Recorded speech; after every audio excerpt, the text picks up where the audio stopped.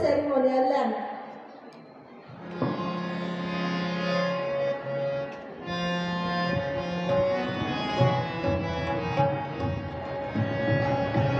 Honorable dignitaries to garland the photograph of respect on his birth anniversary. Present to join in paying floral tribute.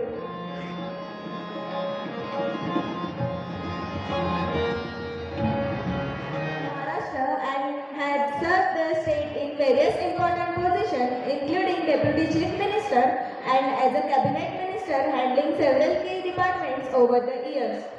I request Honorable Malpande sir to please address us on this special occasion. दादांच्या व्यक्तिमत्वाबद्दल जर एका शब्दात जर सांगायचं तर त्याचा उल्लेख करते नारळ. नारळ कसं असतं, बाहेरून कडक कडक रखरखीत आणि आतमध्ये खूप गोड मधुर चवीचं सुंदर पाणी असणार. पाणी म्हणजे कोमलतेचं सौंदर्याचं लक्षण आहे. दादांचं पूर्ण व्यक्तिमत्व अगदी त्या नारळासारखं होतं. माणूस बाहेरून रखरखीत वाटायचा, रफली बोलायचा. त्याचं पाहण्यामध्ये डोळ्यामध्ये सुद्धा असं वाटायचं की राग, परंतु तो जो राग होता तो होता व्यवस्थेबद्दलचा, तिथे घडणाऱ्या चुकांबद्दलच्या. कुठलाही वेळ वाया घालून असताना खूप चिड यायची त्याची. साधारणपणे नेता म्हटलं की तो कार्यक्रमाच्या ठिकाणी उशिरा पोहोचला, हे अगदी ठरलेलं आहे. उलट बऱ्याच नेत्यांना असं वाटतं की मी उशिरा पोहोचलो मी मोठा. परंतु अजितदादांचं नेमकं त्याचे उलट होतं. अजितदादा कार्यक्रमाच्या 15 मिनिटापर्यंत पोहोचायचे.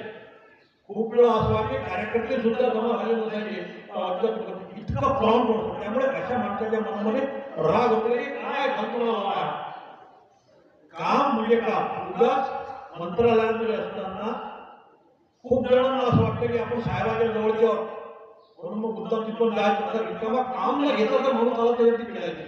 परंतु काहीतरी काम तुमच्या भागामध्ये समस्या नाही आहेत का? फक्त अजितदादा भेटा एवढं ते प्रश्न आला का माझ्याकडे कुठले आहेत का? तू काहीतरी तुझ्या भागाचे प्रॉब्लेम घेऊन ये, त्यामुळे ती पिढायची. आणि काही गोष्टीच्या बाबतीत जिथे निसर्गाच्या पलीकडे कोणाच्या हातात काही गोष्टी नाही आहेत तर त्याबद्दल कोणी प्रश्नाच्या मग बाकी त्यांनी राजकारणामध्ये खूप असं असतं की प्रत्येकाला आपल्या पक्षाच्या नेत्यांची कार्यकर्त्यांची फक्त मैत्री असते. अजितदादा त्याच्या पलीकडे होते.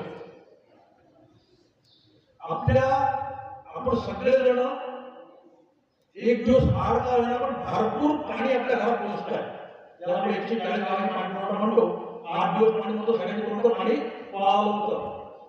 ती योजना सुद्धा अजितदादाने आपल्याला मंजूर केली. त्यावेळी ते सरकारात होते आणि आपले आमदार विरोधी पक्षात होते.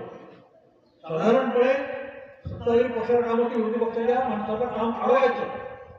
परंतु अजितदादांचं तसं नव्हतं. जेव्हा त्यांना सगळं पटवून दिला गेला की नाही या भागामध्ये पाण्याची मोठी समस्या आहे, पाणी नाही असं नाही आहे, परंतु जे पाणी आहे ते क्षारयुक्त आहे आणि त्याच्यामुळे त्या काळामध्ये आपल्या भागामध्ये शेकडोने हजारो लोक त्यांच्या किडन्या फेल झाल्या होत्या आणि त्यांना डायलिसिस वगैरे करावं लागत होतं.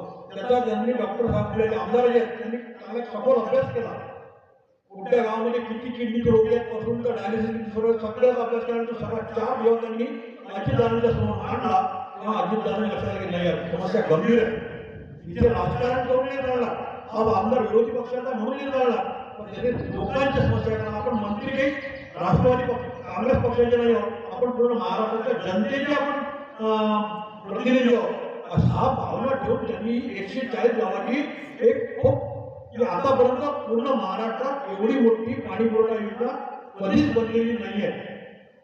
अशी योजना त्यांनी मंजूर केली. त्याच्या मागचा त्यांचा एक विशाल दृष्टिकोन होता, एक मैत्री जपण्याचा एक अनोखा प्रकार होता आणि त्याच्यामुळे त्याचं जाणं खूप जीवाला चटका लावून गेला. एक मराठीमध्ये गाणं आहे त्याचं बोली असते की जो आवडतो सर्वांना तोची आवडे देवाला. तर बिलकुल ती असं वाटायला लागतं की ते गाणं या ठिकाणी खरं ठरलं काय. तर अजितदादा त्यांचं वय नव्हतं, आजारपण नव्हतं, कुठला असा दुर्धर रोग झाला होता त्याच्यामुळे मला काही खरं नाही असं काही नव्हतं. आकस्मिकपणे मृत्यूने त्यांच्यावरती घाला घातला आणि सकाळी बातमी आली की अजितदादा गेले. त्यामुळे असं वाटतं शेवटी की देवाला आवडलं म्हणून देवाने नेलं असेल इतरच म्हणून आपण मनात स्मरण करू शकतो. बाकी असा माणूस जाणं ही पूर्ण परिसराची राज्याची मोठी हानी असते. कारण या माणसांचं विजन असतात. त्यांना काहीतरी राजा आपल्या दिशा करता आपल्या समाजाकरता काहीतरी मोठं काम करण्याची त्यांची इच्छा असते. पण फक्त इच्छा नसते तर तेवढी करण्याची त्यांची धडपड सुद्धा असते. तेवढी त्याची कष्ट घेण्याची त्यांची तयारी असते. येऊन ते कष्ट घेतात.